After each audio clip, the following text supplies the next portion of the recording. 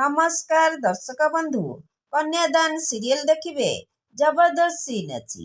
ଏବେ ପୁଣି ଥରେ ଆରାଧ୍ୟା ଅର୍ଜୁନକୁ କ୍ଷମା କରି ସେ ଝିଅ ପାଇଁ ବହୁତ ବଡ଼ ଷଡ଼ଯନ୍ତ୍ର କରିଲେ। କ'ଣ ସେହି ଷଡ଼ଯନ୍ତ୍ରରେ ଆରାଧ୍ୟା ସଫଳ ହେବେ କି ନାହିଁ? ହଁ ଦର୍ଶକ ବନ୍ଧୁ, ଆପଣମାନେ ଆଜିର ଭିଡ଼ିଓଟିକୁ ଟିକ୍ କରି ଦେଖିଲେ ସବୁକିଛି ଜାଣିପାରିବେ। ଏବେ ଦର୍ଶକ ବନ୍ଧୁ, ଆପଣମାନଙ୍କର ପ୍ରିୟ ସିରିଏଲ କନ୍ୟାଦାନ ସିରିଏଲରେ ଦେଖିବାକୁ ପାଇବେ ଯେ ଅର୍ଜୁନ ଆରାଧ୍ୟା ପାଖକୁ ଯିବେ। ସେ ନାଟକ କରିଥିବା ଝିଅ ବି ଆରାଧ୍ୟା ପାଖକୁ ଯାଇଥିବେ।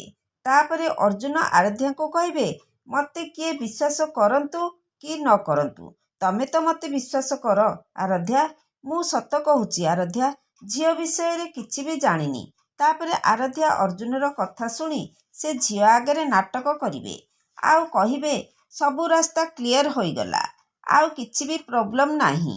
ତାପରେ ଆରାଧ୍ୟା ସେ ଝିଅକୁ କହିବେ, ଆମେ 3 ଜଣ ମିଶି ସଂସାର କରିବା। ସେ ଝିଅ ଆରାଧ୍ୟାର କଥା ଶୁଣି ଆଶ୍ଚର୍ଯ୍ୟ ହୋଇଯିବ।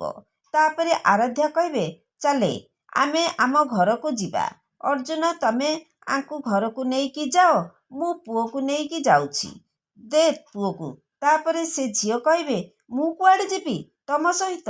ମୁଁ ଜମାରୁ ଯିବିନି। ସେ ଝିଅର କଥା ଶୁଣି ସମସ୍ତେ ଆଶ୍ଚର୍ଯ୍ୟ ହୋଇଯିବେ। ଏବେ ଦର୍ଶକ ବନ୍ଧୁ, କନ୍ୟାଦାନ ସିରିଏଲରେ ସେ ଝିଅର ଷଡ଼ଯନ୍ତ୍ର ଆଗକୁ ଜଣାପଡ଼ିବ କି ନାହିଁ କମେଣ୍ଟ ମାଧ୍ୟମରେ ଜଣାଇ ଦିଅନ୍ତୁ।